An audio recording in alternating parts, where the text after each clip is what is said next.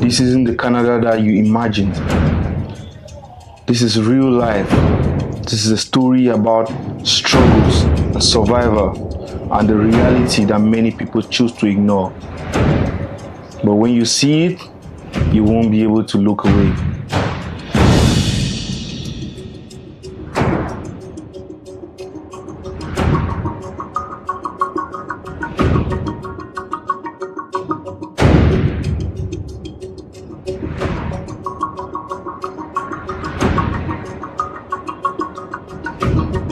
What if I told you that beneath the beauty of London, Ontario, there's a world that many choose to ignore?